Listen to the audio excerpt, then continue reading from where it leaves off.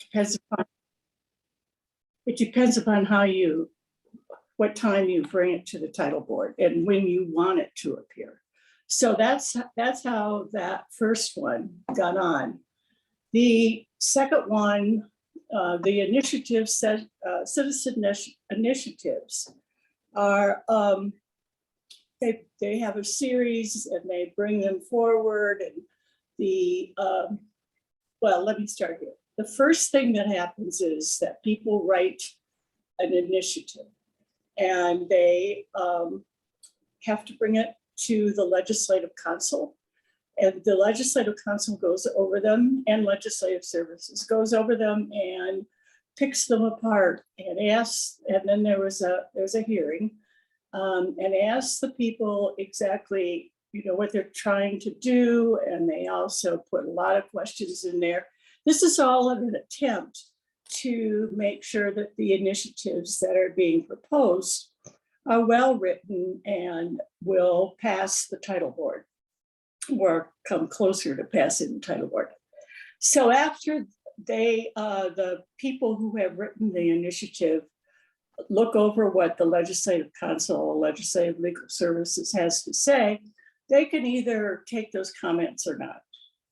And if they do, they rewrite the thing, and they can come back to the legislature group and ask them for some more comment, or if they address things correctly. After it finishes up in the legislature, it goes to the title board, and the title board hears them. And there's a deadline. This is when I cannot give you an exact date. There's a deadline that you have to meet if you want to be on the ballot in 2022. But I think we might have passed that now. So the people who have an idea that they want to put on the ballot, and I think right now it's something like 30 maybe, or in that realm. There are a lot of them, and it keeps the title board pretty busy. The title board is within the Secretary of State's office. There are 3 people on the title board, 1 AG, 1 from the legislature, and a staff person from the legislature, and then 1 from the Secretary of State's office. So people come in and they present. There's kind of a hearing. They present their idea. The title board says, first of all, the title board decides whether it meets the single subject requirement. And so several of them get thrown out, if you will, because they don't meet the single subject requirement. Those people, and for others too, if the title board rejects your initiative, you can go to the Colorado Supreme Court and have them judge whether or not the title board did the right thing. So going back to the title board hears your comments, they ask questions, and then they decide whether or not they're going to work on the title. They could spend a lot of time working on, should that be an A or an and? Should that be a this or that? And it could go on for quite a while, and it's a lot like watching paint dry. So you have to have a certain amount of stamina to sit there and watch them do this. So they rewrite many parts of the title to make sure that people will understand it. And then they pass either the new title, or they say, no, we still don't like it. We're not gonna let this go forward. And again, the people who are initiating it can go ahead to the Supreme Court and get another title or another judgment if they want. There are rehearings, so you can come back. Somebody can protest what has been happening, and so they could come back and rehear the title. So it's a rather complicated, time-consuming process. I have watched it from time to time, mostly when it's been something that's been we're working on. And I guess I will give an opinion. I think even for the fact that it takes a long time to get through this process, it still is a pretty good process. It really does try to get to the point of having proposals that are understandable. Not always can that happen, and there are also lots of laws and procedures behind the title that we as citizens don't see when it's on the ballot, but there are reasons for a lot of the things that people complain about. And of course, one of them being that the titles are usually too long. Or So misleading. Don't you think they're sometimes misleading? they try not to do that. They try very, very diligently, and they go over the words to try to see that they're not misleading. So they're trying really hard not to have that happen. Thank you. That was really helpful.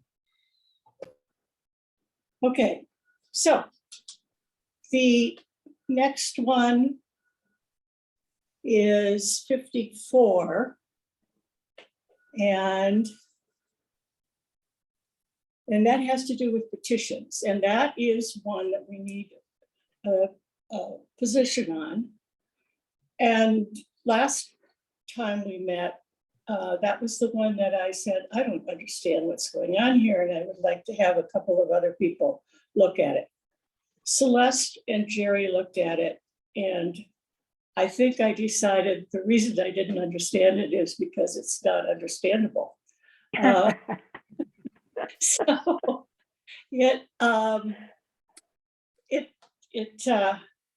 well, Celeste came up with about 10 reasons why it's not a very good title.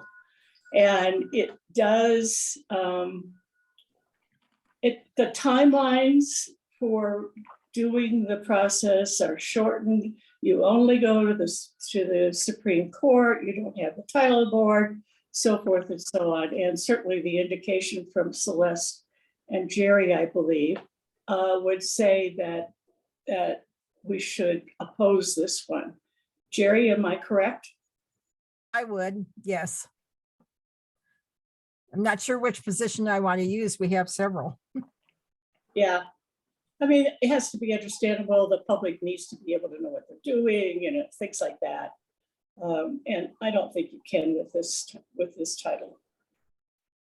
So if there are no objections, we will oppose this one.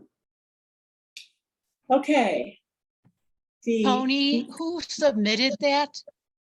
I would have to go back and look at the Secretary of State's listing. I don't know. It's two people, Chip Krieger and somebody Ebel. It's not Josh Ebel Josh Ebel. Okay. Okay. and Don Krieger. Yeah, that's another thing. You can go to the Secretary of State's website and you can get just about every piece of information that you want about the process. And they'll have the original text and the final text. And they'll talk about, the hearings and rehearings and all those kinds of things. And you will, be able to see the final text. And I did send you 2 of the proposal's final text. A lot of times the people who are listed are just placeholders for some organization. Yeah. And their lawyers do all the talking. Oh, absolutely. Absolutely. For Y and Z, we had Ruskin come. He was our lawyer, made the presentations, and I was on one of the proposals. So, okay. Number 56, unlawful murder of a child. When is it lawful? Yeah, now there's a misleading title. I want to know. A loaded title for sure. Loaded. So I'm assuming that we would oppose this. Yeah. So we could move on to 58 and 61, which has to do with natural medicine and ethnogenic plants and fungi. Peggy, We don't have, Peggy has a question. somebody have a question? Yeah, I did. Not a question. I was in a meeting the other day with Danny Newsom from Cobalt about the murder of a child. And they fought hard to get the word fetus in there so that people would realize that this is what it's about. Because I think it was originally saying something about unlawful to murder a child before, during, or after birth up to the age of 18. And they fought to get the word fetus in there so that people would realize, you know, because it is illegal already to murder a child up to 18. They're trying to get the pre-birth unlawful, another personhood bill. Well, and as most of you know, that every election, general election that we have, there's generally a, abortion rights, non-abortion rights proposal. I mean, they keep trying different words that, they're trying to get to the public and see what will eventually pass legislation that won't allow abortions. And backlash to the passage of the Reproductive Health Equity Act this year in particular. True, good, yeah. Well, I guess the fear from Cobalt was that it is so misleading that people might actually vote for it, Yeah. So anyway. So we're opposing it, and we can decide how much activity we want to put into it, and how it looks like for the future of that piece of that petition. So is it at the title stage still? no, it's approved for circulation. Word child in there without fetus? Yep, unlawful murder of a child. How could they let that happen? And if you really want the wording, obviously you can go to the Secretary of State's website and pick it up under initiatives and referendum. Again, number 58 and 61 have to do with natural medicine, plants, things. We don't have positions on that, so we'll just put no position unless somebody can come up with a position that we have. So then we go to 63, and it's additional dedicated revenue to the state education fund. And this money comes from refundable, at this point, Tabor money. And so they would take some of the Tabor money, and it would not go against all the restrictions of Tabor. It would come out from underneath Tabor, and the money would go into the education fund, which has been underfunded now for at least 4, 5, 6 years. So that's generally what that one is about. And so people who are education people, if you want to say something about this, and have at it. It goes for salaries for teachers and support people, support staff in the schools. So it's dedicated for that. What else? And it's like, is it 1/3 of 1% of the refundable money? But it adds up to a whole bunch. What is it, Maud? It's more than that. It's 1/3 of 1% of the tax base. Well, the tax base, Actually, right? it's actually 7.25% of Yeah. all the individual and corporate income tax Yeah. money. And this will really help, not fighting back, but grabbing back money that the state has taken over the years from public schools. So questions? Comments? Anybody object if we support it? Maud? You have a question? Jerry, you can go first and then I'll go. Go ahead, Maud. So I'm gonna play devil's advocate. My father taught, my mother taught everything from nursery school to grad school. And yes, we need more money for education.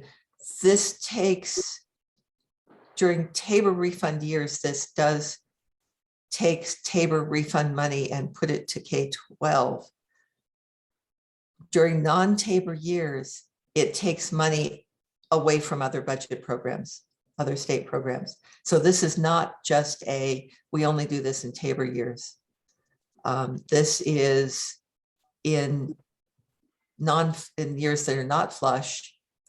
We're taking 7% out of everything else and putting it for teacher salaries. If we want to support 7% cuts in everything else in lean years, that's okay, but we need to know that this is not just a fat year Tabor program. All of us, I'm sure, would like to rip Tabor into little tiny pieces. But we need to know that everything else the state does will be impacted by this in years when there's no Tabor refund. And if there's a small Tabor refund, some of it will come out of the state as well. If the Tabor refund is $500 million, the other $500 million is going to come from other state programs. So it's budgeting, tying the budget hands, those trade-offs that are made in hard years, tying the hands. And because it says supplementing and not supplanting. So the state is not supposed to say, oh, we have this extra money and therefore we're going to increase what is the BS factors? The stabilization. Budget, yeah, we're just going to increase the budget stabilization factor unless they find some fancy way around calling that not supplanting, which budget people are pretty clever. I won't say that I've never seen that happen. So well, I think we have several questions or comments. I want to say maybe Jerry, Kathy Smith, and Kathy Wilson. Okay, is my turn? Okay, this is just sort of an observation. First, I think it may have some merit. However, here's the bucket of cold water. Initiatives that would fund education since I've been working on ballot issues have all been defeated by the public. Their preference seems to be to go through the budget process and allocate money from the budget in general, rather than set up special accounts for this or that. Secondly, I find it rather interesting that the public may be paying more attention to fiscal matters that appear on the ballot. If you looked at the questions that were on the ballot last year in the off-year election, just last November, they were all defeated. Many of them that I would have thought would have been the carrot, like I think there was another cut in either sales tax or income tax, I've forgotten which one. But and there was another one as well, which escapes my mind at the moment. But in an off-year election, you tend to have the conservative voters really participate and turn out, and they voted those all down. So just an observation of the realities of the political scene out there. So that's all. Thanks, Jerry. Kathy Smith, you want to jump in? Yeah, I wanted to clarify because I didn't spend a lot of time on it. I did a quick read and I came away thinking it was just in Tabor years. So either way we go on this, and from what Maud said, I guess the secret word is supplant. Either way we go on this, we're going to have a some sort of an explanation campaign on the wording, I think, because a quick read is like, sure, I don't need my TABOR refund. I can give it to education. So just a thought. Great, thanks, Kathy. Kathy Wilson. I just have a couple of things as a response. It's not the whole TABOR refund. It's a small part of the TABOR refund. And the other thing, in response to what you said, Maude, is they've been taking money with that budget stabilization factor from public education now for quite a few years. One of the things that I was reading was that it was since 2008 that that they've been taking money from public education. And I just as an anecdotal experience that I just had, because my connections are still at the in education at the University of Nebraska, and I wrote to my colleagues because it would be students coming out of the department that I was in. I said, I'm going to tell you, they really need teachers here, but the funding is pathetic. So I don't know if I can recommend that you have your graduating students come here. And it's a shame that I had to put that in the letter that I was trying to drum up some business for our schools that badly need, qualified teachers. And so I don't know. I feel I would like a support position for this. Thanks, Kathy. Go ahead, Maude. Yeah, I'm not saying don't support. I'm just saying have eyes wide open. Mm-hmm. We need to be willing to say, yes, in lean years, 7.25% of our largest chunk of our revenue base will be cut from other programs. So I'm not saying no, I'm just saying eyes wide open. So I have a question though. Amendment 23 was, people criticized that, tied the hand of the legislature, obviously took money away from other programs. This sounds a little bit like that. What do you think about that? Or should we just vote and see where people are? What was 23? Yeah. That was something that was passed in 2010, I believe. And That's right. it stated that you had to fund a certain percentage. Somebody else. Wasn't it 7%? Was that also 7%? So that split the way. that one was that we had to increase funding to education by inflation plus 1% for the first 10 years, and then after that by inflation. And I think it was before 2010. I think it's older than that. And I think so in my mind, this is very similar. It would theoretically tie the hands of the legislature, but Amendment 23 did not tie their hands because they basically had to ignore it. They couldn't do it. So that's why they started deficit spending not deficit spending, but they started not funding education per what the amendment said because they couldn't physically do it. Thanks, Peggy. And Peggy, did you have I know you've had your hand up. Did you have another comment or question? That was basically it. I was going to compare it to Amendment 23. Okay. Me too. Looks like we've got Kathy Smith and Maude with hands up. Yeah, I wanted to point out there's one that hasn't made it to the petition yet, and maybe didn't make the deadline, but there's one for affordable housing that's written in a similar way. That I think it's 108 that's still at the title board list. So this may be a trend. There are still several at the title board. It's, my opinion is that we need to take them individually and not count on what may or may not get approved by the title board.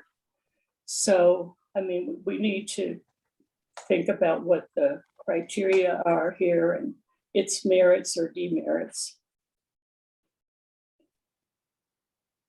And Maud, you had a question?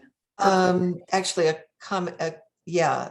So is it true that the legislature can change something that was done by initiative? So the legislature could change this? Okay, well, Wasn't there a limit put on that, like 2 years? Well, if it's a statute, they can change it. Yeah, Mhm. statutory, they can change it. But not- Okay, not is- if it's an amendment. not if it's amendment, so That's 63. why everybody went to constitutional, even though they've been trying to give it a curing time if you passed a statutory, but that has failed, unfortunately, because we have this Christmas tree constitution with all the stuff that's been in it. Anyway, So is 63 statutory? 23. Is 63, the one we're talking about today, the That's 63. I'd have to look it up. Should have written that down. Yeah.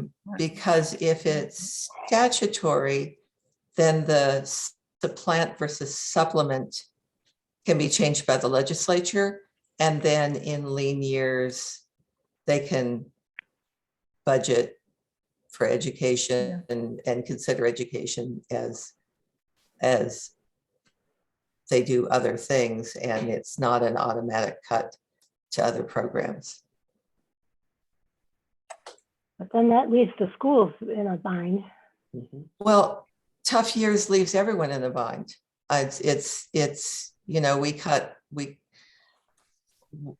I don't know the list of what was cut in the 2020 session. I know what happened in Nevada, where when I was in the budget office and we were the poster child for largest percentage budget deficit in the country. We had $1 billion hole in a $3 billion budget. And it can be devastating. I mean, we cut the number of adult diapers that were allotted for, yeah, I know. It was, I don't know if that one actually went through. That was in the proposal, but it was, everything gets cut if things are really bad. The thing is, they would probably give raises to the teachers, and then they'd have to, they can't cut that. Can they? Budgeting in tough years is hard. It's really hard. I've been there, done that, seen that. I guess maybe we should look at what's most important, and I guess the kids are the most important. Or mental health, making sure we have mental health services, or making sure we have services for disabilities, or making sure we have early childhood services so that kids with autism get early intervention. It goes on. It's not an easy, or we pay attention to clean air and clean water so we can breathe the air and drink the water. I mean, it's not, there are a lot of trade-offs in budgeting.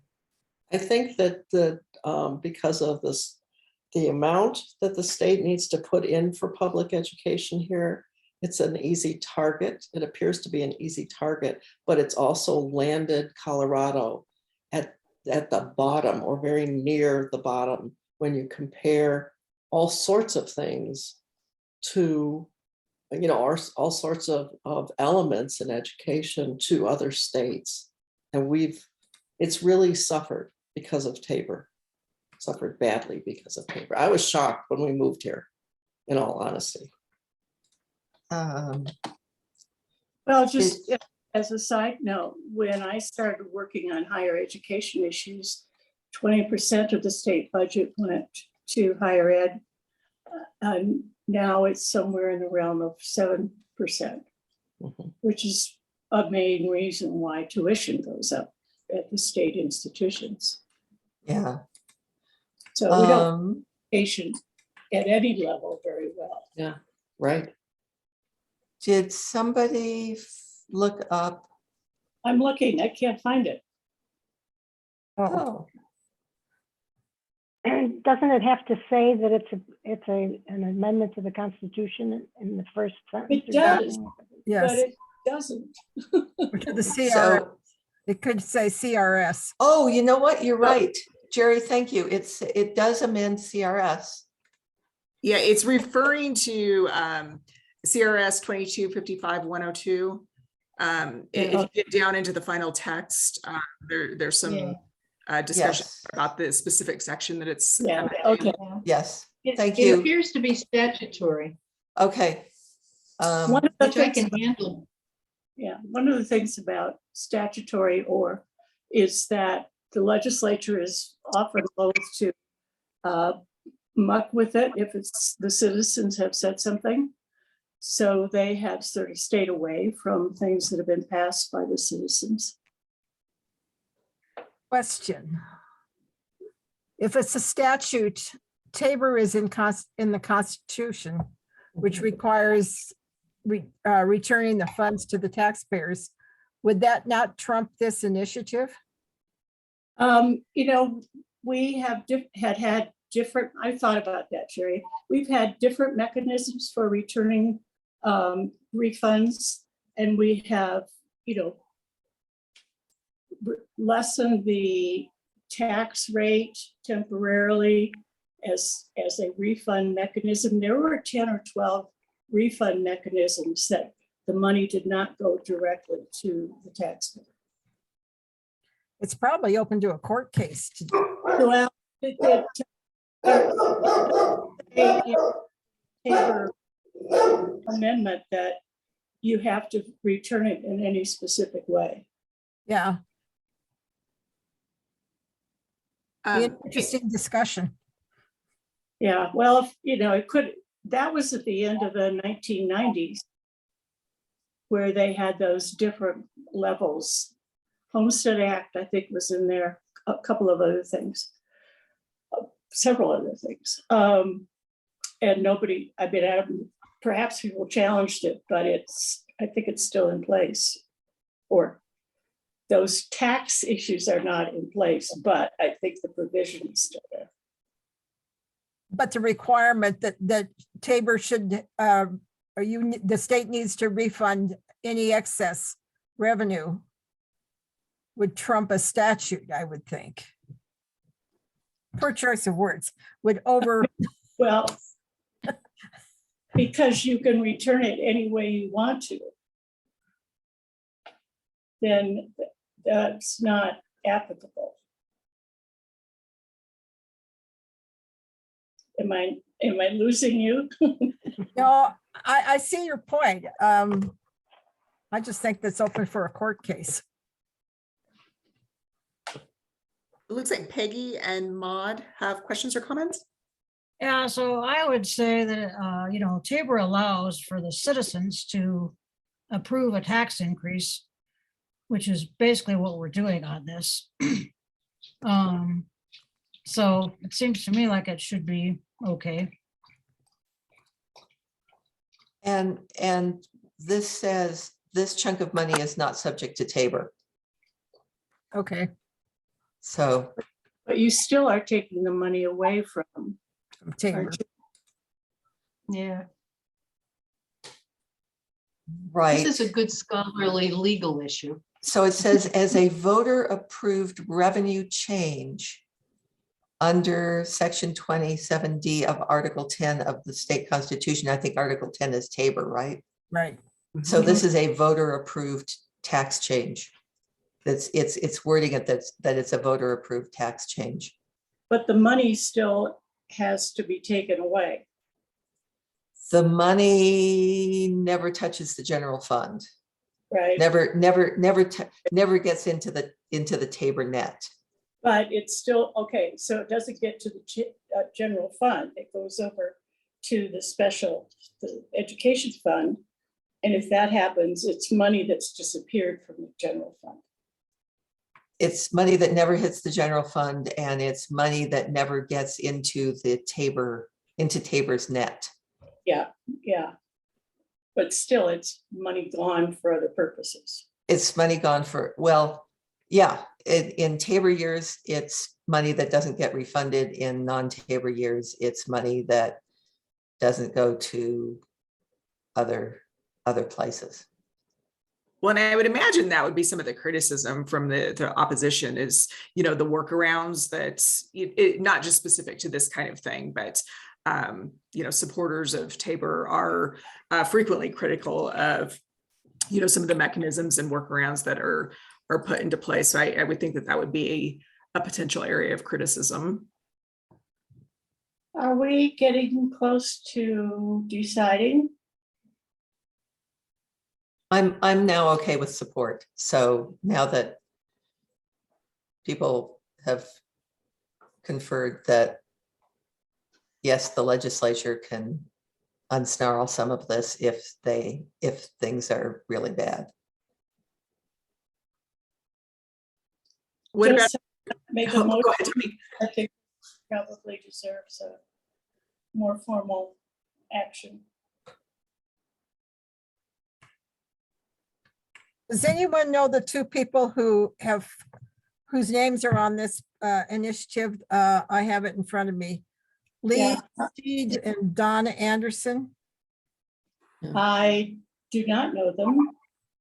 Leah is associated with grade ed. She's Okay, an outreach person or something. Okay. Yeah, Great Education Colorado. okay. And that it's another group that's really trying everything it possibly can to put more money into education. So not unlike the abortion. Jerry, if you have the language in front of you, does it say there if it's constitutional, statutory? Statutory. Yeah, it changes statute. All right, I'm going to support it. I had a lot of issues with 23, Yeah. which in a lean year just came and bit us in the butt. I felt, Yeah. and so I am really hesitant at times to jump in and say, yeah, rah, rah. I want to back education too, but Right. so if it's statutory, I can handle it and I will support this also. So Jeanette, do you want to make a motion? I move that the League of Women Voters of Colorado support. 63. This is a petition. Yeah, 63. I second it. Additional dedicated revenue to the state education fund. I heard a second. Is there, at this point, well, it's hard to count who has voted when you're on Zoom. All in favor, raise your hand. And keep it up for a minute so I can. And of course, we got the people that, okay. I'm looking for my reaction. down there at the bottom. I know, I found it. Oh, are we supposed to not raise our hands, really? Oh, no, you can do it. Yes. If we can see you, you can raise your hand. Double. I see mostly raised hands. Maybe. It definitely looks like a consensus. Yeah. I don't know if we want to be specific about numbers, Tony. No, I don't think we need to. We can, it was almost unanimous. I could easily have gone to abstain. This meeting is being recorded. Mhm. Okay. Are we okay, or should I do something else? No, I think that one is a clear consensus and will be a support for 63. Okay, that's all I have for today. There will be more coming down the pike and we can discuss them. Thank you, Tony, for taking one for the team and listening to those title board hearings. I listened to 2 hours the other day and I don't see how you can do it all day. A question, is this, have we officially supported, have we officially done all these recommendations, or does the state board have to Yeah. approve them? The state Okay. board has rubbers to approve them. Okay, because I feel like I voted on the education one without taking a deep look into it, but as long as somebody else will, there's a chance for a second look at another time. If somebody comes up with something, that's great. Okay, thank you. Yep. And Tony, while you have, oh, wait, let's see, I see some hands. Jeanette, Hillary, and Anne, do you No. have questions or comments? Those are votes. Okay, leftover vote hands. Okay. Tony, while you have the floor, is there anything that you or Kathy have in the higher ed realm that we should discuss this week? You know, I'm sort of been derelict in the higher ed piece. We do have 2 higher education bills that we have taken positions on, and one was foster care and one was on disabilities, which I pulled out as being particularly important. They're probably about 10 or 12. Is that right, Kathy? Yeah, something like that. And the foster care passed in committee yesterday. Okay. Yeah. So there are several. They will be on the website. There's going to be sort of an update roundup of the higher education pieces of legislation that you can read about them.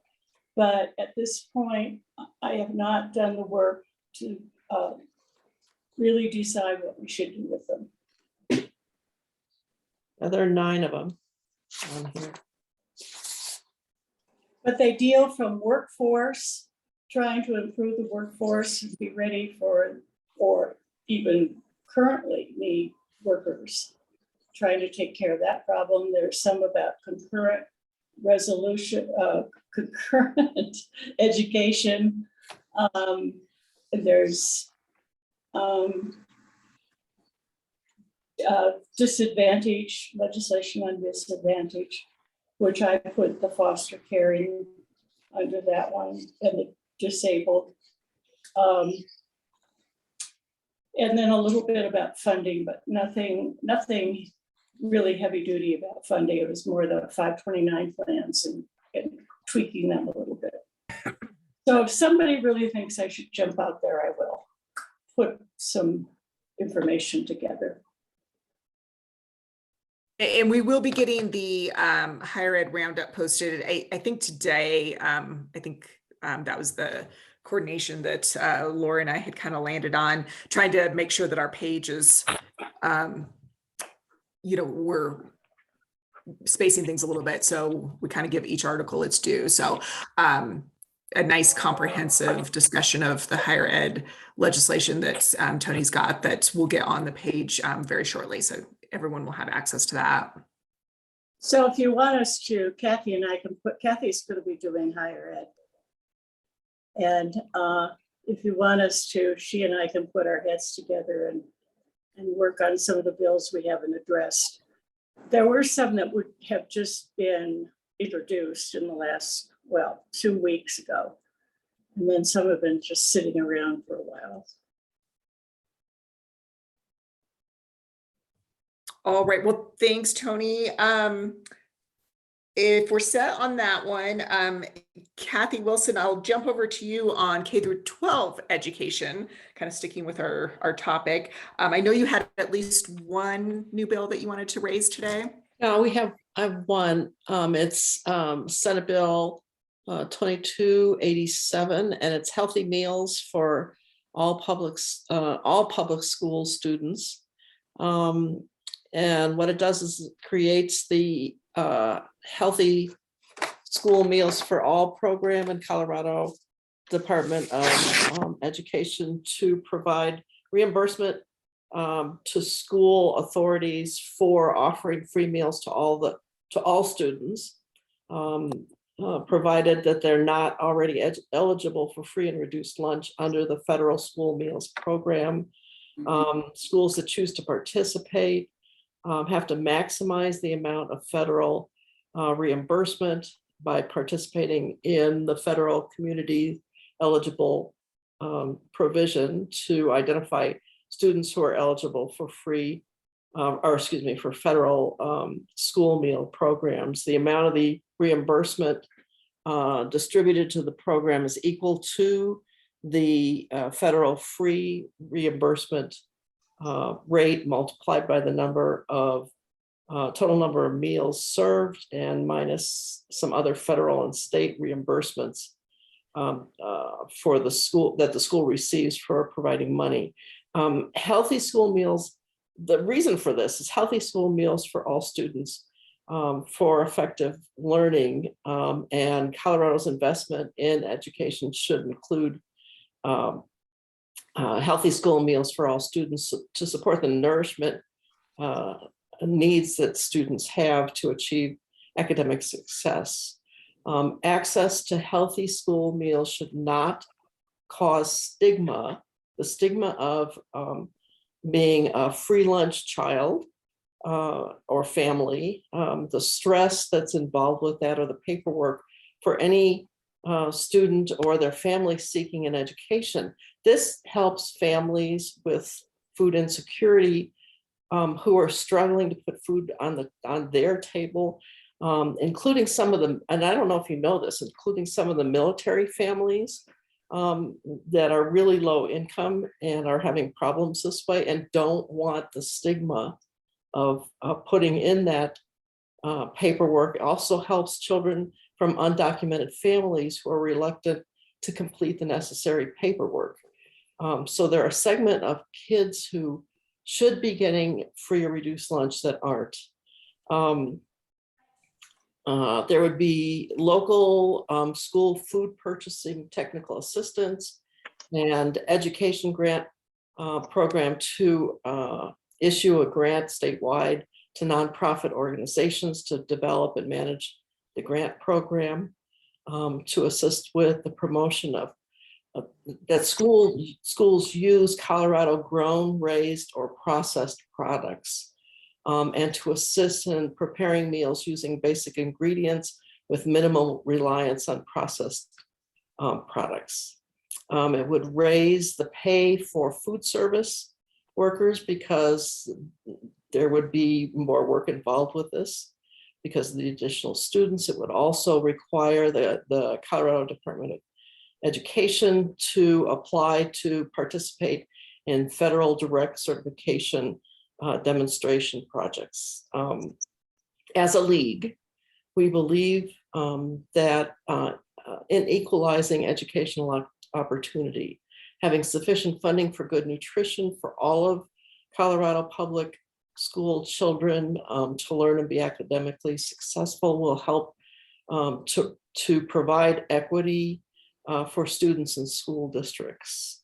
So I'm asking for your support with this. I also see, because of some of the kids who aren't getting this support because of problems with applying, that this is this has Jedi implications for the league. Right now, the bill is currently in the queue for being heard in the Senate Appropriations Committee.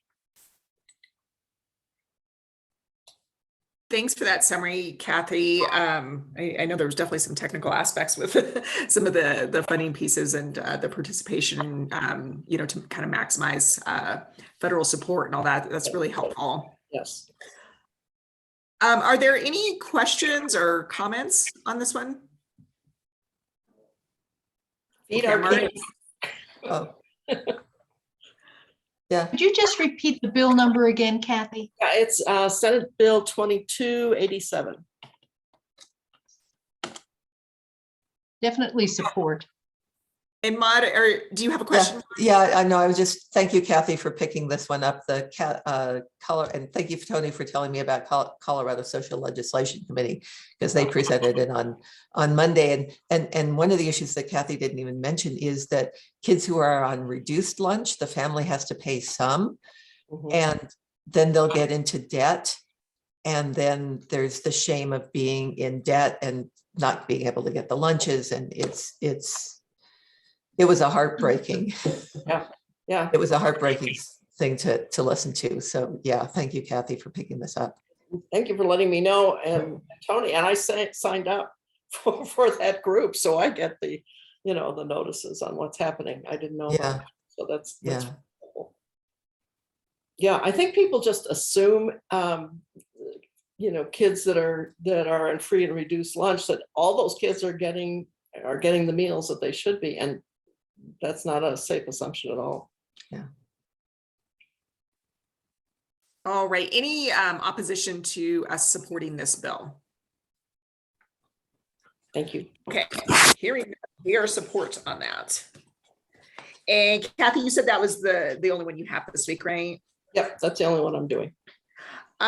Do you or Jan have any updates on media access? I know that there have been a little bit of talk with the coalition about, some specific legislators that, we might need to reach out to. I just wanted to check in and see if this might be an area for a follow-up action alert. I know we did issue one where the Appropriations Committee was concerned. So I wanted to get your take on whether any individual legislator outreach seemed needed at this time, or if we want to wait until it gets a little further on. Now we're just sitting in the queue for appropriations. I didn't check this morning, but as of yesterday, it hadn't been listed as, when the hearing for that one is going to be. So I don't know. If you have any, I think if we can influence in any way the legislators who are on the Appropriations Committee, that could be helpful. I know I wrote, Hugh McKean is my representative. And so I wrote to him and said, please talk to your colleagues, on appropriations about 1121. So I had kind of been wondering if it might be useful for us to reissue the action alert once it's on the calendar. I think it was great to get that out, so we get people lined up to start calling, because sometimes people, things happen so fast, people always don't have a chance to respond. So I'm really glad that we got that out early. But do you think it would be useful to reissue it? I think if once it's on the docket that they're going to be reviewing it, I think that's always helpful to do something as close as possible, so it's very fresh, in their minds, and that so they see that this is really an element of protecting democracy, on a local level. Yeah, well, and I think that that's really kind of a unique perspective that the League has brought to this in terms of the coalition, because I know that there's been a lot of perspectives at the table, but I think our input and voice on this has been really helpful to illustrate that this is an aspect of a healthy democracy. And I attended last Friday one of the meetings of Rebuild Local News, which is the national group that's really, it's supporting the federal bill, and it was an update on what was happening in different states, and they asked me to just say why the Colorado League was supporting it. So I did a little informal blurb on that with them, because everybody else on that meeting, they were journalists and from different journalism groups in the country, and it was fascinating to hear what's happening. I think 5 states have something going. They're not all income tax credits like ours. Some of them are grants that they want to put in place to support local news. And the other thing that was pushed with that was interesting to hear was how this really is a bipartisan measure, because I think it was Wisconsin, the people in their legislature who were really pushing this are the Republicans, where some people, here think it's just, kind of a Democratic kind of thing, but it really is bipartisan. Yeah, absolutely. Mhm. Okay, well, let's continue to coordinate on reissuing that alert once we see it scheduled. Okay. I'll keep an eye out, but if I miss it, and there's a good chance you'll see it before me. So Yeah, I look often. just ping me on that and make sure to get that out. Okay, will do. All right, let's move over to immigration. Peggy, I know you have a bill that you want to raise. Yes, I actually have two bills. I haven't sent in my summary yet on the second one, but I'm getting close to having it done. The first one is HB 1050, International Medical Graduate Integrate Healthcare Workforce. Weird title. But basically what it's going to do is expedite people who have medical degrees in other countries, expedite getting them a license in the United States, in Colorado, so that they can practice here. So, background, by 2030, Colorado is expected to have a statewide shortage of over 2,400 physicians. As of 2017, there were approximately 3,000 immigrants in Colorado whose health-related undergraduate degrees were underutilized, 2,000 of whom received their education outside of the US. So I'm urging a support on this. Basically what it does is it creates two programs. It's an IMG, so International Medical Graduates, IMG Assistance Program, to kind of expedite everything, and a clinical readiness program. And then it also makes it to where the length of postgraduate training that they have to complete to qualify is reduced from 3 years to 1 year.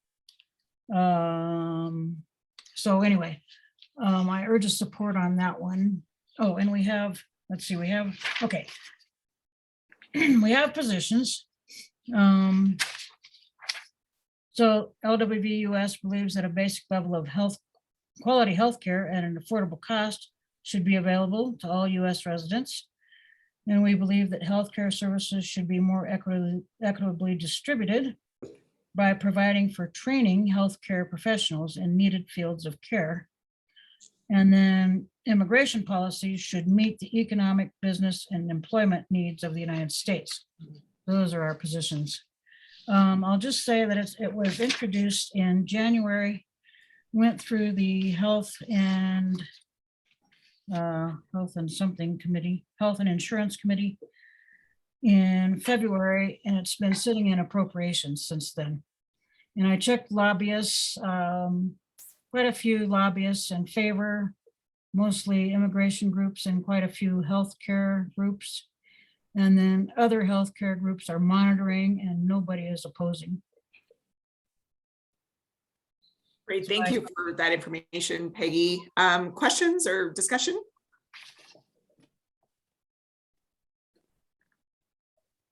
Gaithia. I don't know, this is so complicated because it's all based, like, yes, we need these people. And yes, most of my healthcare providers are foreign-born and they're good. But we are treating our healthcare workers like crap. We aren't expanding our medical physician education system well, and our hospitals are dominated by the Catholic Church. And so, like here in Longmont, we've had a nurses strike at Longmont United, which was Longmont United, but is now Centura, which is Catholic. And I know I have a friend who just finished her CU nursing degree and is eager to be a nurse. And I don't know why, but she got a job at Holy Family in Broomfield and then got all upset, she's a young woman, to discover they don't pay health care for birth control services. And of course, God forbid that you have a problem with pregnancy. But anyway, I think we support this, but we have a mess that this is not solving. And we solve these things by patching them up with stopgaps which succeed in keeping the corporate entities profitable rather than actually fixing the system. And, you know, it's sort of like, I don't know why Abbott is blocking everything at the border, but who does he think harvests the cotton in Texas or the vegetables they grow there? I mean, you know, we never deal with the underlying problems we have, which are very, I mean, our dependence on immigration is partly due to not really facilitating educating people in this country. It's all a big cycle, and I'm just griping about it. Well said. FYI, Centura is also Adventist. How can they be both? Yeah, it's both. Oh, well, I don't know. Yep, they combined a long time ago. Because Adventists are interesting St. people, Anthony's and Porter. because the really conservative ones don't believe in evolution, which I think makes it really complicated to have discussions about viruses with them. But on the other hand, they're really, really good with sort of natural-based healthcare and nutrition. Anyway, Porter. it's their all very religion. odd how we run Yeah. things. I think we should support this bill. I think it's been so unfair to so many immigrants, or even there's a lot of Americans who've gone to out of country schools, gotten degrees, and then it takes them forever to get back in and work in the system. And we need medical people. So Peggy, I support this bill. Yes, on the other hand, Gaithia, the whole structure for healthcare delivery is a separate issue, but I think we've got to start handling some. Yeah, I support it. Getting also. out. Yeah. Yes, also well said. Kathy Wilson. I think that the stipulation in there that there's 1 year of postgraduate education is a really good one, because then I think that would give the public more assurance that these medical professionals are indeed qualified. But I don't know, is there any, some of these people are coming over in really stressful circumstances, and can they afford the tuition? I'm wondering, and this is not part of this bill, but I'm wondering if there is specific help to do that, since this is going into helping our workforce too. Let's see, I see hands from Maud and then Sandy. So the current requirement is for 3 years of postgraduate training, clinical training. And the bill reduces it to 1. But interns and residents are paid. They may not be paid a lot per hour if you compute it per hour, but they are paid. Okay. And Sandy? I think this is a step in the right direction, because I've seen so many foreign-born doctors and nurses that can't do anything because they end up being scrub techs or something like that, or being nurses' aides because they can't get their licenses. Thanks, Sandy. Any other questions or discussion? All right. Is there any opposition to the support position? All right, we'll be a support on 1050. Okay, and then I And have Peggy? another one. I have another one that I haven't sent in yet. So both of these are supported by CIRC, which is the Colorado Immigrant Rights Coalition. And they were both referred to me by the Jeffco Immigration Committee. So they did some of the research on the first one, and now I'm doing some research on the second one. But so the second one is HB 1094, Medicaid Assistance for Survivors of Torture. Oh yeah, I don't have that written down yet. Okay, the bill grants a survivor of torture who is receiving care and rehabilitation services from a rehabilitative service provider eligible for Medicaid without federal financial participation and regardless of immigration status. So basically it provides Medicaid care, regardless of whether federal is providing it and regardless of immigration status. And darn it, I am not quite done with this, so I can't tell you everything about it, but league positions. Okay, so we still say that the league believes that a basic level of quality healthcare and affordable cost should be available to all U.S. residents, The League of Women Voters believes that immigration policy should be responsive to those facing political persecution or humanitarian crises. And again, quite a few immigration groups and medical groups are supporting this, and other medical groups are monitoring, and nobody is opposing. Again, it was introduced in January, passed through the Health and Insurance in February, and has been sitting in appropriations since then. And I recommend a support. Thanks, Peggy. Maud, you have a question? Oh, I just going to say the fiscal note is about 4 million a year. So it's, well, for most of that is healthcare services. There's a million in computer programming this coming year. And then about 200,000 in personnel services for, I think, for 3 FTE. Thank you, Maud. That's helpful additional information. Any other comments or questions? All right. Anyone opposed to us supporting this bill? Okay, will be a support on 1094. All right, thank you. Thanks, Peggy. All right, let's hop over to Jeanette. Hillary, I know you have a pollinating insect bill that, that you want to raise with us. Yes. Maybe it doesn't go as far as you would like, but. Yes, thank you for, anyway, there's a new little buzzy bee bill.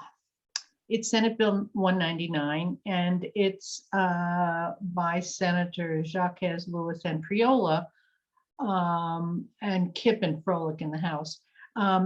This is after the demise, I call it the hive implosion on the previous bill that Jacques Lewis introduced on pollinators. This is coming back as a little, it's a study bill, legal of studies in regarding the protection of native pollinating insects in the state. And it requires that the executive director of the Department of Natural Resources or their designee conduct a study. And I love this language, as soon as practicable, except that they have to have a report to the General Assembly by January 1st, 2024. So they got to get their selves in gear and do this study. So it'd start out with Department of Natural Resources, DNR, but it would have to look at all existing stuff. So they're going to try to, and DNR already has an existing study material available, but they would also have to coordinate then with other organizations, both on the federal level as well as on the state level, like transportation, public health, and ag, to see what are some of the issues impacting our pollinators and the pollinator health. And if there's any gaps in our knowledge, you know, so it's a library, it's a research on what is available data, and then with other organizations and or agencies to work with it. Am I throwing myself on a sword for this? No, but I think, you know, we've got to support. I think I'd like to support a study, since we had supported the previous pollinator bill, which just met so much resistance after hours and hours and hours of debate and discussion earlier this year. So I'm asking for a support. I see Maud and then Tony. As a former beekeeper, I love those ladies. What is the league position? Well, it's under environmental care for the environment. And since it's also potentially dealing with what our position is on protecting the environment with either pesticides or other stuff. So it sort of can come under our agricultural position and promoting, a healthier environment and ecosystems. And ultimately, we need to eat, so that would fall into it if we really did away with the pollinator. And I love those little pollinators, even Tony. What was the reason that people objected? A lot of ag people didn't feel that they could comply with what was required in the previous bill. There's already, it got very messy. A lot of the rural areas did not feel that they felt they were going to be severely impacted with the restrictions from this other pollinator bill. Was it about the Creole is the only one that's from the Eastern Plains. And Jacques Lewis apparently she's a pharmacist. And so she's concerned with a lot of the nasty things in certain pesticides. There was also and some was talk trying that to the restrict those. agriculture, the industry that produces. The industry, was really back.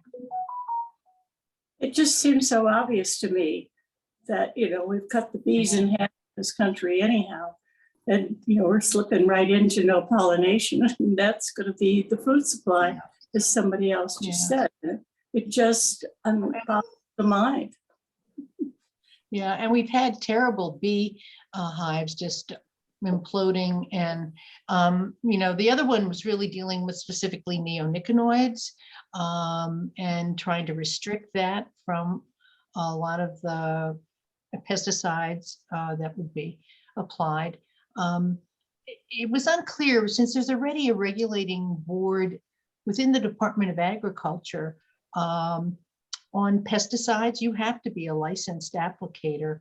And I don't know whether, again, some of the Eastern Plains ag folks were feeling they were going to be attacked and not be able to use the prescribed pesticides that they want to use it, but they have to be licensed. If you are purchasing these things, you have to be licensed. So I'm reading from the National Book.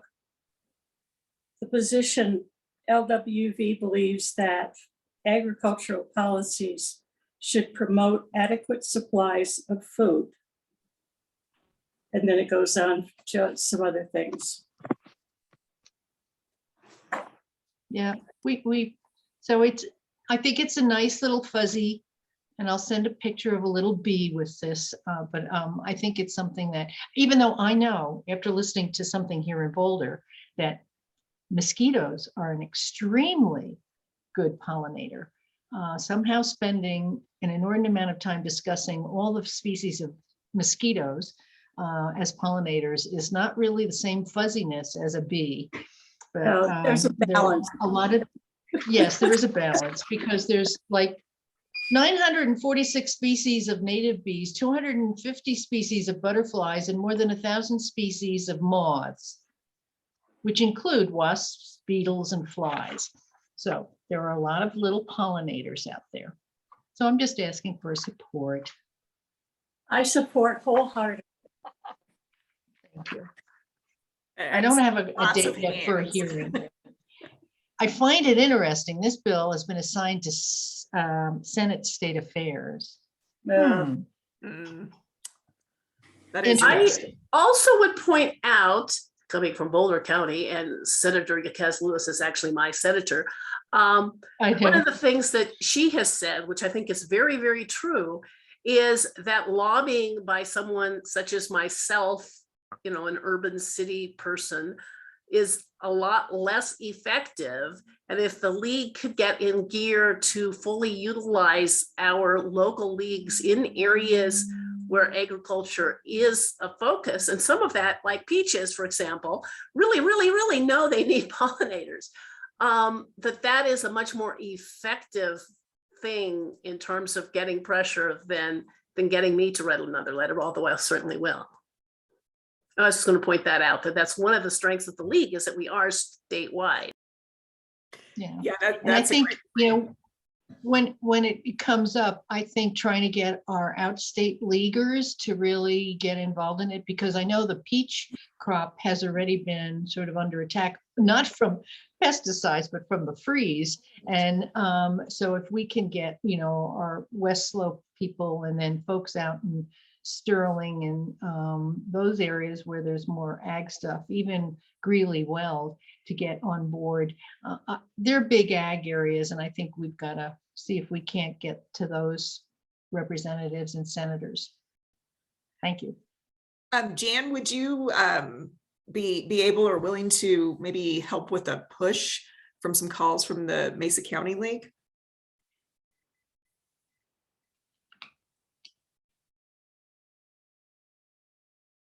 Is that directed to me? I'm sorry. Oh, no, I was talking to Jan. Oh, Jan. I'm not Mormon. hearing you, Jan. I'm not sure if you're on Can mute. you guys hear me? Oh, there you go. Yeah. Yeah, I was thinking this might be a great instance where, you know, really trying to emphasize to our Mesa County League members that some perspectives from outside the metro area would be really helpful, and maybe you know, getting some calls. We could potentially do an action alert. Jenna, I know you mentioned that it's not moving yet, but Yeah. you know, this might be one that we want to do an action alert on, and getting some calls from, you know, Mesa County or other areas that, you know, could really emphasize the importance of this could be very helpful. There's Thank you, another Jan. person in Montrose, Gretchen Nikoloff, that probably would be helpful, would agree to be helpful. Yes, absolutely. And Gretchen, I don't know if you have specific thoughts on that. I do see Jan's comment here as well, that she's having speaker problems, but happy to help support and get local league membership behind that. Yeah. We have a pollinators group in Larimer County with the Larimer County League. And so they, you know, maybe they can help get out the word too. I'll let them know. Is this Vicki McLean? I don't know if Vicky's part of the pollinator group. Jane Hamburger for sure is, and I can't think of who Oh, okay. heads it up. But yeah, Thank you. it's an active group that's within, it's within our environmental action team. It's also within the state. Yeah, the task force. Climate emergency Yeah. task force. We had a presentation this week in DEFCO on pollinators. Well, it sounds like we're in agreement to support. And Jeanette, let's coordinate, and as things get scheduled, maybe we can get an action alert out in advance of that hearing. Thank you. Thank you. All right. Sticking with environment and climate, Amy, I think you have a new bill. I do. It is HB 1361, oil and gas reporting. There seem to be a lot of these bills coming our way. The bill was introduced on April 4th and assigned to the House Energy and Environment Committee. April 21st hearing it's set.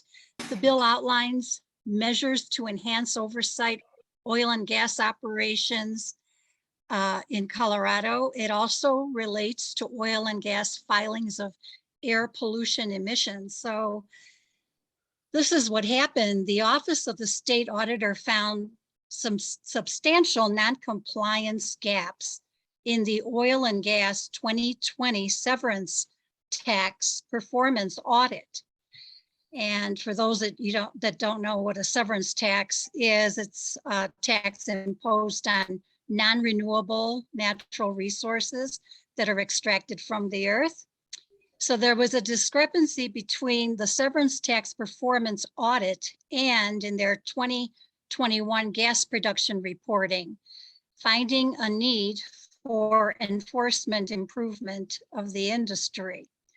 revenue collected from these taxes goes to the Department of Natural Resources, Colorado Oil and Gas Conservation Commission, and impacted local governments.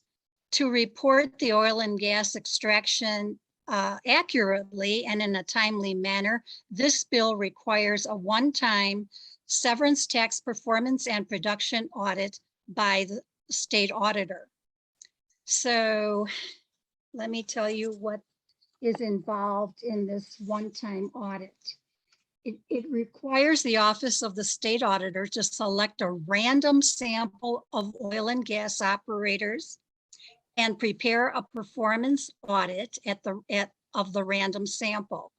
And what it's going to do is it's going to compare monthly production reports, their quarterly conservation levies, and quarterly calibration reports that are submitted by the Colorado Oil and Gas Conservation Commission. With the severance monthly withholding statements and annual severance tax reports submitted by the Department of Revenue. And it also compares emissions data submitted by the COGCC with oil and natural gas emissions inventory reports that are submitted by the Colorado Department of Public Health and Environment. That, you know, and they get that information from the operators.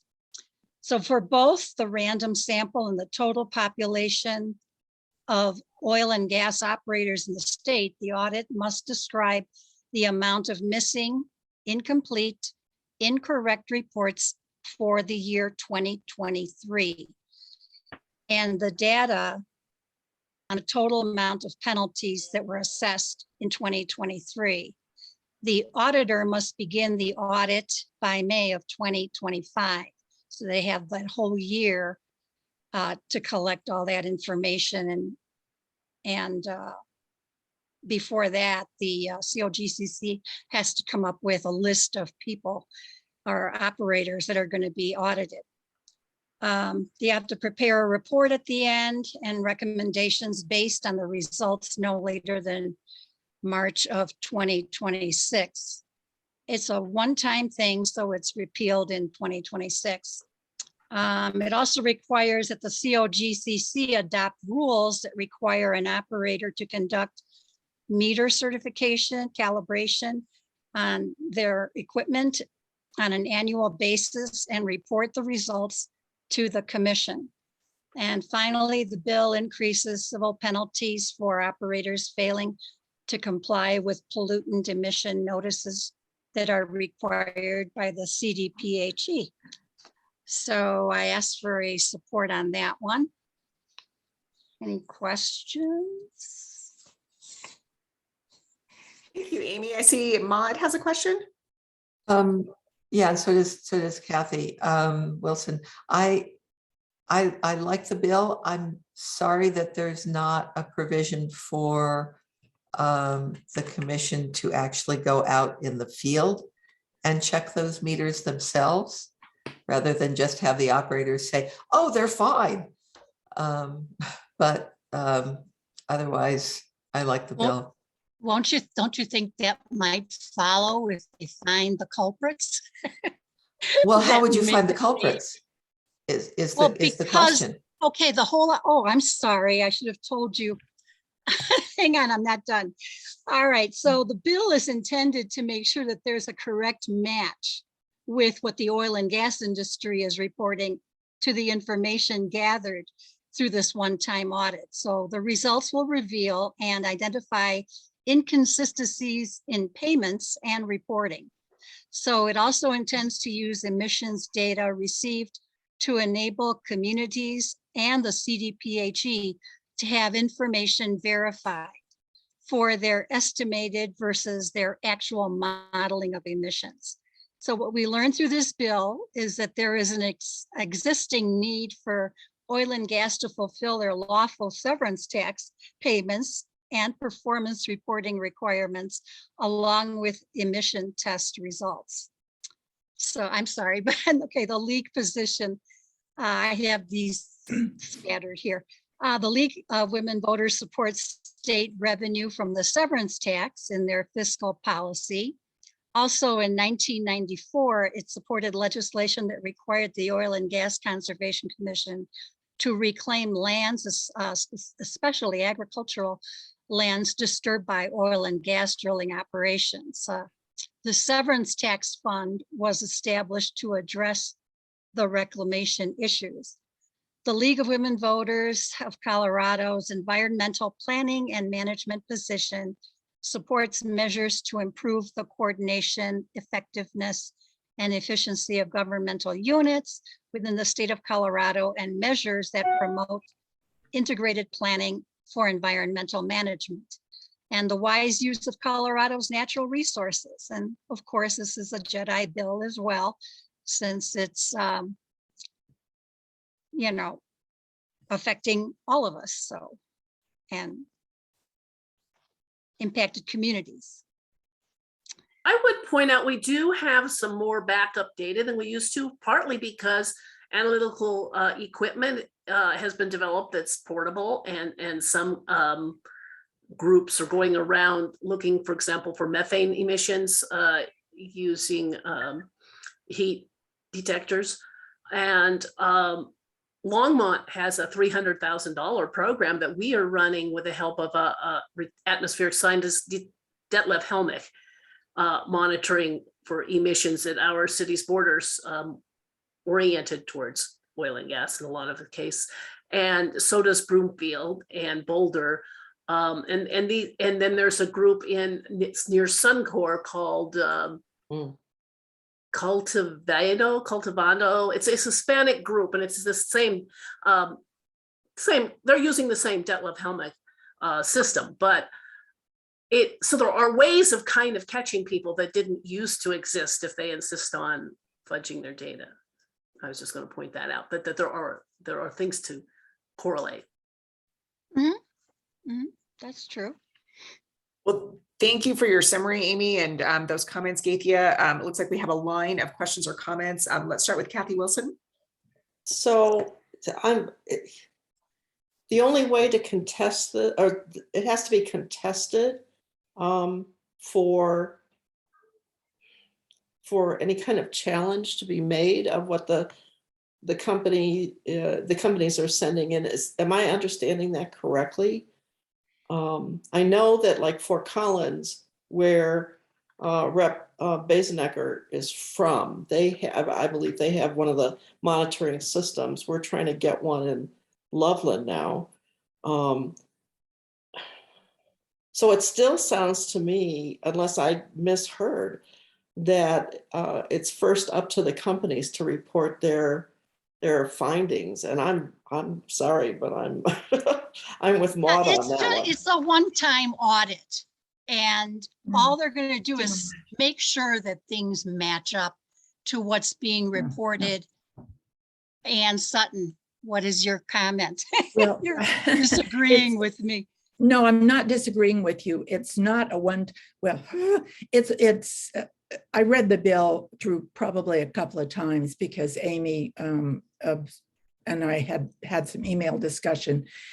And the step number one, or finding number one, the state auditor found all kinds of inconsistencies in payments and reporting in their last audit. There are thousands of wells and operators out there. So send the state out to monitor every single well would be absolutely impossible. They're depending on the operators to properly measure the production with properly calibrated and maintained meters, which apparently they're not. There's no verification on that. And then to report it to the Department of Natural Resources, which they're not. There are a lot of operators that are not reporting at all, or they're reporting and the reports have inconsistencies and incorrect data. So the audit is not going to be every operator in the state. It is going to be a random sample. Yay for statistics. a random sample to look for what are the typical kinds of problems that are out there. Mhm. How bad is the problem? If the random sample shows everything's fine and 100% of them are doing what they're supposed to be doing, then fine, but probably it's not going to show that.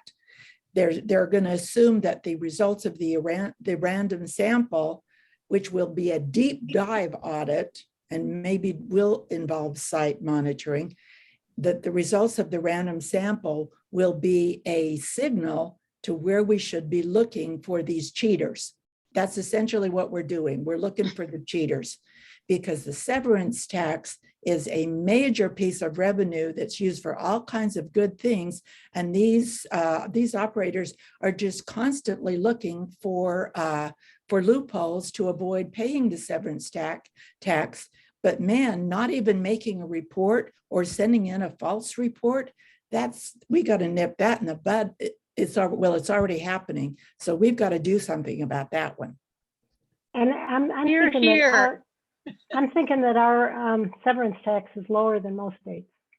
It varies. It varies on according to what the mineral is. Yeah. They don't. Not everything has to have a severance tax. Yeah, but think on it's- oil the and rate is gas, even we are lower. lower than our Yeah, neighbors. there's actually only 3 categories. I looked it up: oil and gas, coal, and what's the other one? Hard rock mineral, the mineral hard rock. No, it's very limited. It's only a couple of named minerals. So it's Not mainly well, coal it and used to oil be and gas. molybdenum, That's it. and- That's it. Yeah. moly, yeah. Well, thank you for those additional comments, Anne. Maud, you have a question? I was just gonna, Anne, thank you for reading the whole bill several times because I just read the summary. And from the summary, it's not clear whether people are going to go out in the street and catch the operators who have a little dial on the back of their meter that, Yeah. you know, if they turn it one way, we'll tell them how much oil is actually flowing. And if they turn it the other way, we'll give them a different number to go send in to say, oh yeah, I certified my meter and it's great. And I'm pumping 10 gallons a day. And that's all I have to pay on. So did you get a sense of whether from the bill of whether people are actually going to go out in the field? I understand we have thousands of wells and we can't send somebody out every year to every one. But in this audit, are people going to go out? Did you get a sense? That could be possible, but it's all on the paperwork first. And when they find discrepancies, that's when they're going to start monitoring and, applying any kind of penalties. So if there aren't discrepancies and if the paperwork all ties in, then they're not going to go out and check. Well, there's 3 different entities that are going to be looking at all those, the emissions report and the payments and non-payments. And there's other little negative things that they're going to be looking at that I didn't mention, but it's in the bill for all kinds of discrepancies. There's a bunch of them. So The Oil and Gas Commission only goes out every 3 years as it is. There's been a long history and that the severance tax that is actually due is not actually being paid to its full extent. And Right. so I really think we have got to support this bill because the state's being yanked around and, so it's an audit. Let's get behind it and go for it and then see, and I think got several entities looking at it, it potentially is a little more balanced about what's going on. So I think we should support the bill. Yeah, I wasn't suggesting oppose. I was just sad that Yeah. it doesn't look like it doesn't look like it's going to catch the really smart, the really slick folks. Yeah. It's a start. see. And once you get something, you can get something else, but you can only afford so much at a time, unfortunately. In my previous life, I was in a, whoops, no, I'm okay. In my previous life, I did inspections of regulated industry, pharmaceutical industry for FDA, and then later as a consultant. And FDA has a program called HACCP, Hazard Analysis and Critical Processes, or something like that, because they can't possibly go to every facility, every regulated facility in food, drugs, devices, et cetera, every single year. So they do it on a rotational basis.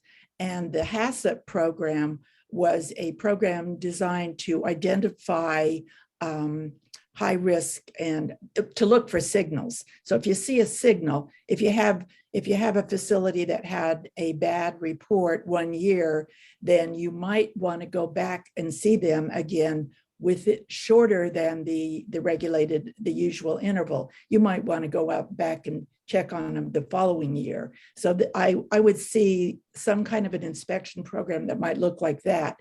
You would get signals from the reports and the consistency and quality of the reports, and that would determine when you go out into the field and actually look. Well, thank you all for the discussion on this. This is really informative. Are there other comments or questions? Okay, I think we're ready for a vote then. Any opposition to supporting this bill? All right, I'll get us down for a support on 1361. And thank you, Amy, and Anne for the work and the discussion on this. That's all the summaries that I had, or bills that were flagged for me as issues that we needed to raise today. I know we're getting kind of close to our last 10 minutes of the meeting or so. Are there any other updates or new issues that we need to discuss? I see a hand by Anne. I'll just tell you, there was a marathon hearing yesterday afternoon. I don't know if you were in on that, Amy. Yes, I was. Yeah, mine went on Till and on. 1 o'clock in the morning. Oh, I did. I bailed. I went, you know, and I'll go back and listen to it. HB 1348, which is the chemicals in fracking fluid, that passed.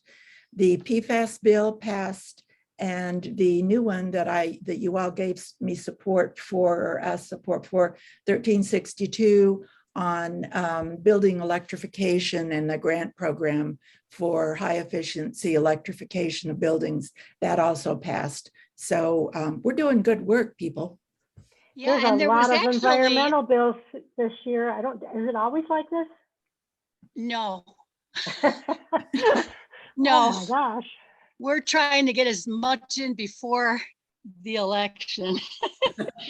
But I know that there's one that crossed over and we didn't notice it because it's in a different category and we didn't get noticed, but it's all about electric vehicles, HB 1218, which we haven't followed, but it did pass 8-3 last night also. And it's a good bill because it's What about committee was it in? finance. Transportation? I think. No, finance, I think. We didn't get the notice because it wasn't under environment or energy. So, but it's a really good one for electrifying and charging stations for the state. So maybe we should take a look at that. I don't know. Yeah, a lot of really interesting and good measures being contemplated this session. Kathy Smith. I just wanted to give a few housing updates. There was a bill that we supported back in 2019 for the Eviction Legal Defense Fund, and it has to get funded out of the general fund mostly. There's been some other funding mechanisms lately too, but they went in for, they were asking for support for another $1 million for, in the Joint Budget Committee. So since we'd supported it before, we wrote a letter to the JBC asking for this increase. Their regular funding is 600,000. And there were amendments to the long bill from both the houses supporting the 1 million. They did get an extra 500,000 from the JBC, so their total funding is 1.1 million going forward. So that's a good thing. It's a very good way of funding lawyers to help folks facing eviction. So it's a good thing. Also wanted to give a heads up, there is a new league statewide housing task force. We had a meeting a couple of weeks ago, I guess now, our first meeting. There will be the next meeting on Tuesday, April 26th at 4:30 by webinar. It's on the State League website. So please spread the word. We'd like to get this task force with lots of folks joining. And the day after, I think it's not too premature, Beth, to advertise this yet, I hope. But the day after, on Wednesday, April 27th at 5:30, we're hoping that there will be a webinar about mobile home communities that we'd like to get everybody to join. The big mobile home park bill, things will probably start happening next week, but it's getting an awful lot of opposition. So we'll probably be having an action alert in the next couple of weeks on that too. So thank you. Thanks for those updates, Kathy. Anyone else or anyone that I missed, any summaries that I hopefully I didn't, oh, I'm sorry, I see Tony, you've got a hand. Well, we're talking about the eviction bill, and my granddaughter works for that group. So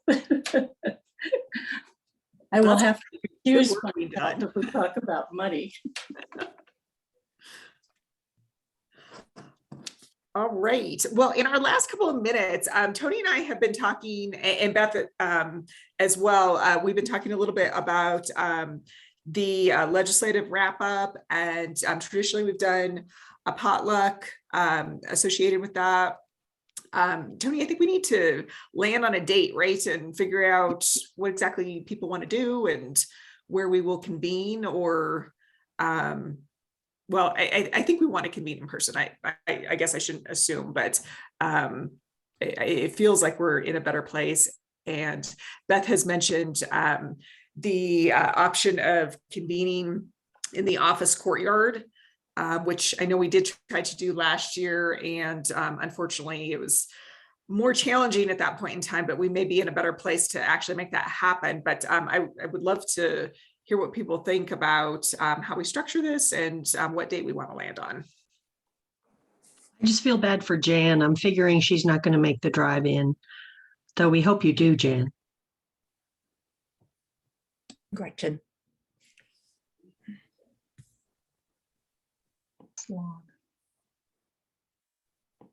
Are people? Things are definitely getting together, and you know, I sing with a local chorale group, and we had been singing with literally singer masks and 95s, and but even at rehearsal now we're more relaxed, and you know, I know the Boulder Phil has been meeting and having, you know, concerts and stuff like that, which is obviously indoors. I would like to try that. I think doing it in the courtyard is a really nice place. It's a pretty courtyard. Yeah, it's a good location. Yeah. Is there anyone that is really concerned or has an issue with that? Well, the other thing I would say is the weather, and that we would need an alternative place or a backup place. And if we're going to do both online and in person, which I don't know we are, but there's considerable noise out in the courtyard. Be difficult for people who are listening in. Yeah, that is a good point. And, you know, I realize that not just Jan, but that is, you know, there's others that, you know, actually traveling to convene in person might be a bit of a challenge. Tony, I think you and I talked a little bit about maybe looking to the conference room as a backup, or maybe just, you know, an alternative location to try and control for, you know, the noise issue on that. Beth, is that a possibility? Absolutely, of course, always. And I don't mean our room, but is the one upstairs a little bit bigger than our room? You know, I personally don't think so. I think they're damn close to the same size. And, you know, at least there you can kind of move in our room, you can move into other rooms too. Mm-hmm. But I see Jeanette seems to agree with me. I don't know if anybody else has a way different view. Jerry, do you think that third floor conference? Okay. No, I agree with you. Okay. So then it's just a noise issue. And if, you know, if we have a hybrid, Beth, have you ever tried that? And do you think it's a problem or not? Outside? Mm-hmm. For a hybrid, Mm-hmm. no, we haven't tried it. I would assume we would just set up a, you know, a laptop and point it at as many people in person as possible. And Kathy, I do see your comment in the chat that you would appreciate a hybrid option. I'm sure there's at least a few others that would as well. I think my opinion would be that if you did a hybrid, that you kind of formalize the hybrid part and get everybody to say like the introductions and stuff, but nobody is really going to sit there on their laptop watching people chew their food or anything like that. Anyway, so that it could be short and very focused, like Beth is saying, where you're talking right into the microphone and maybe in the quietest part of the courtyard, if that had to be set up that way. And then those people get that half hour and will have to eat lunch on their own. Because I think sitting there watching other people eat lunch or trying to catch stray bits of conversation here and there, you can't even do that. I can't do that well in person because my ears don't work that well anyway. We can And I agree also, with Kathy. I'm not quite sure what I'm doing yet. I did have my 4th booster yesterday and I'm alive. So there's always hope. So is the legislature over on the 11th? The 11th, yes. And I think we've typically aimed for about 2 weeks afterwards for our wrap up, if I'm recalling everything correctly. we can also do the business portion of the meeting in the conference room and then have folks move outside if, you know, y'all are comfortable with that. What does Jan mean in the chat by she's heading east on the 17th? Well, we could do the 13th. It's a little close to the end, but people probably know what all their main bills are by that point. Is Jan going to be in Denver on the 17th? I'm trying to figure out what she's saying. I see Jan's comment in the chat. I'm assuming she's probably still having some speaker issues, but yes, it does sound like she may be near Denver. So perhaps an in-person option is possible for her. Hopefully I'm not misstating that, Jan. Feel free to put more in the chat. Well, okay, she says that's right. Well, it sounds like, you know, maybe some sort of combination. We definitely want to do a hybrid option. It sounds like, you know, given the fact that, you know, people seem to be of the opinion that the office conference room is about the same size as the 3rd floor. We could plan for, you know, more formal discussion in the conference room and then, you know, maybe head outside for, you know, for the lunch portion. I know we've typically done a potluck. And if people would like to stick with that, that's of course a very welcome option. Beth has also mentioned that the LAC does have some budget for you know, kind of a catered type thing. So if you all want to save yourselves some cooking, that might be a possibility too. Beth, go I ahead. mean, low level catering, sorry, folks. You know, I mean, like Qdoba or something, not, you know, but I can't think of a French restaurant offhand, but you know what I mean. Qdoba is always welcome, at least in my opinion. Well, that makes it easier for me because I would come down on the bus and I don't really want to carry a dish on the bus. So Mhm.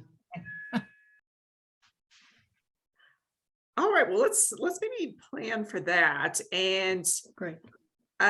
Tony, do you have a date preference in mind or a date that you're thinking?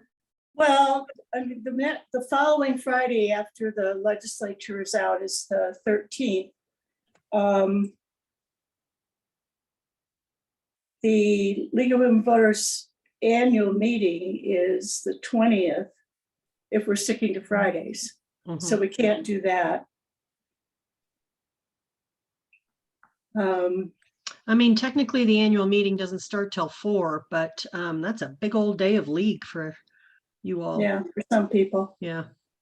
Although some people may be, we're having it in Denver. Well, it's virtual. Oh, okay. So there's no, although, I mean, 4 to 5 is a, you know, just social time virtually. And if anybody wants to come down and actually have a happy hour, actually, I'd be very pleased to host. And you'll have the bottles of things there. Oh, you bet. Yep. Yeah, I'll so pull the I- bottle of bourbon out of my bottom drawer in my desk. Like Lou Grant. Yeah. Days you Sorry. have to fun a bit. So, I mean, we could do anything in that from the 11th on to the 19th maybe, but people want to stick with Friday or you want to change the day? Is anyone opposed to sticking with, I guess it would be Friday the 13th. Yeah. Okay, well, it doesn't sound like there's opposition to that. So maybe we should keep that as the date. And Tony, Beth, and I can kind of coordinate a little bit more on the logistics. But like I said, we'll do definitely hybrid. It sounds like we're in favor of Qdoba level of catering on the 13th. And I'm guessing that we want to kind of do this over the lunch hour, but I suppose we could get an updated email out to everybody with all the logistics and the time that we settle on as it gets a little bit closer. And if we've finished with that, please put together a summary of what happened this year in your particular area. And if you want to know how the summary should look, you can go to your area in the position book. Oh. The book that's called Program of Study and Action. And you can tailor it pretty much the way that it already has been done, unless you want to jazz it up a little bit or something. And we could maybe have that deadline the 27th. And this is a little bit different than we've done before. We've usually done it every 2 years, but with, the computer, we can add on a paragraph and have a new book next year so that we're up to date on what our positions are and what we have been doing. So you want that by May 27th? Please, if that's okay. Yep. I'm a little confused. Can you tell me a little bit more about this? Sure. So we've got our position book. That's Program of Study and Action. It has all the positions in it for all the programs and things we do. And each area has a write-up. It has the position, and then it has a write-up of the things we have done over the years. So we have a history of what our activities have been, Yeah. particularly at the state legislature. So you just need a paragraph about what's happened this year. And we're all supposed to write it? You write your own and turn it into me. Oh, and then you put it all together. But what do I do about 1121? Because it's not education. I mean, where does that go? Where would that go? 'Cause that's the 1120. media. Oh, the media? Yeah, Maybe we'll find a position that we can use and we'll stick it in under there. I have a position. I mean, that, you know, I wrote up a position. Okay, so I should do that separately from the education ones, is what I'm Yes. saying. I just wanted to get that down. Okay, thanks. And I'll follow up with an email too, kind of capturing some of the details, just so everybody's got the same information, and just let Tony or I know if you have questions. And I think on that note, unless you have anything else, Tony, I think we're probably good to go for now. I'm fine. All right, well, happy holidays, everyone. Have a great weekend, and we will see you soon. Thank you. Bye-bye.